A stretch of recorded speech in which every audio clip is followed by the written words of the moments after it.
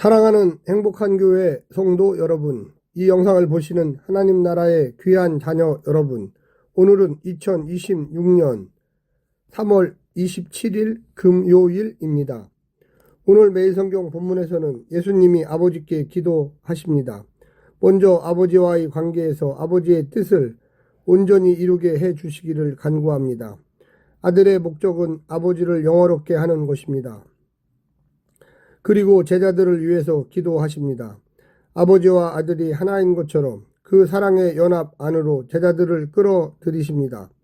비록 자신은 떠나지만 거친 세상에서 그들을 보존해 주시기를 아버지께 간절히 구합니다. 오늘 본문을 나누어 보겠습니다. 요한복음 17장 1절부터 5절, 아버지 영광을 위한 기도, 6절부터 16절, 제자들을 위한 기도, 아버지께서 주신 사람들, 세상을 떠나실 예수님, 세상에 속하지 않은 그들. 오늘 본문 요한복음 17장 1절부터 16절 말씀을 듣고 다시 오겠습니다. 요한복음 17장. 예수께서 이 말씀을 하시고 눈을 들어 하늘을 우러러 이르시되 아버지여 때가 이르렀사오니 아들을 영화롭게 하사 아들로 아버지를 영화롭게 하게 하옵소서. 아버지께서 아들에게 주신 모든 사람에게 영생을 주게 하시려고 만민을 다스리는 권세를 아들에게 주셨음이로소이다. 영생은 곧 유일하신 참 하나님과 그가 보내신 자 예수 그리스도를 아는 것이니이다.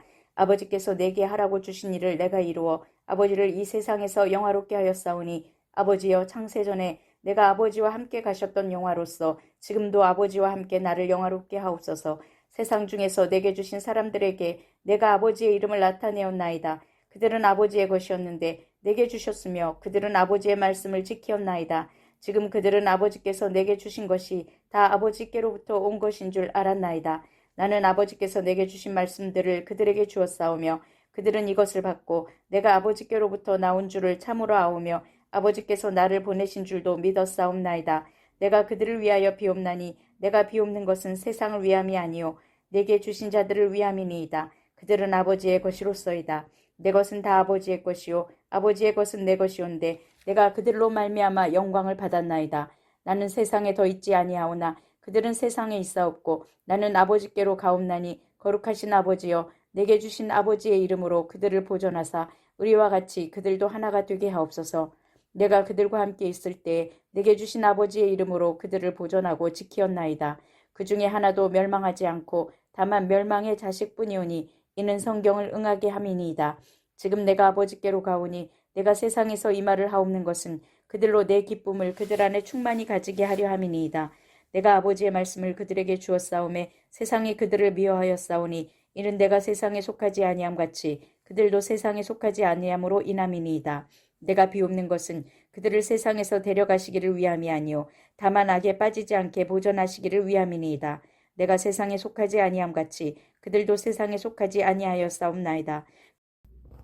예수님은 제자들로부터 자신을 구별하시며 기도를 통해 아버지와의 친밀한 관계 안으로 들어갑니다. 공간 복음에서는 겟셋만의 기도가 등장합니다. 마태복음 26장 36절부터 46절, 마가복음 14장 32절부터 42절, 누가복음 22장 39절부터 46절입니다. 17장을 예수님의 대제사장적 기도라 부릅니다. 아버지의 영광을 위한 기도가 1절부터 5절, 제자들을 위한 기도가 6절부터 19절, 그리고 세상에서 제자들의 사역을 위한 기도가 20절부터 26절에 걸쳐 세 부분으로 구성되었습니다. 오늘 본문을 세 부분으로 나누어 자세히 설명드리겠습니다. 첫 번째, 아들을 영화롭게 하소서.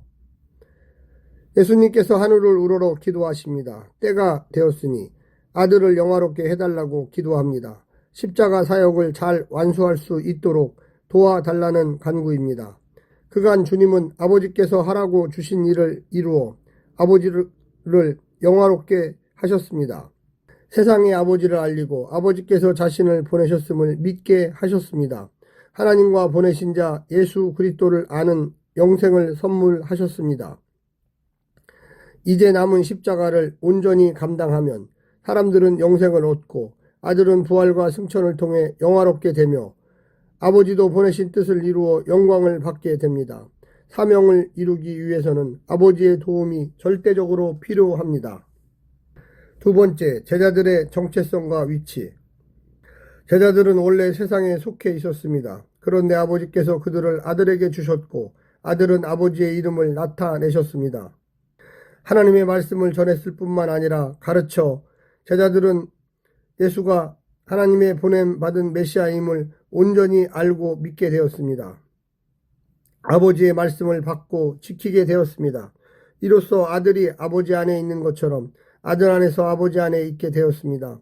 아버지의 사랑을 받는 자녀로서 기도와 살핌의 대상이 되었습니다. 인간적 업적이나 자격이 있어서가 아니라 값없이 예수님을 통해 얻게 된 지식과 믿음, 순종으로 말미암은 특권을 얻었습니다. 아버지의 사랑받는 자녀가 되었다는 것만큼 위대한 것은 없습니다. 마지막 세 번째, 제자들을 위한 주의 기도. 세상에 남겨질 제자들을 위해 기도하십니다. 예수님의 이름으로 제자들을 지켜 예수님과 하나님이 하나 된 것처럼 그들도 하나가 되게 해달라고 간구하십니다. 그간 주님은 보혜사로서 아버지의 이름으로 그들을 보호하고 지키셨습니다. 하지만 이제 주님은 떠나야 하고 제자들은 남아 박해를 당할 것입니다. 핍박당하고 출교당하며 죽임을 당할 것입니다. 그들을 지키실 분은 오직 하나님 뿐이십니다. 세상 악에 빠지지 않도록 보호하실 분도 하나님이십니다. 하나님의 도움 없이 믿음을 지킬 수 있다고 믿는 것은 착각이고 오만입니다. 사랑하는 성도 여러분, 오늘 하루도 주와 함께 동행하시면서 하나님의 놀라운 기적과 은혜를 체험하시기를 간절히 부탁드립니다. 샬롬.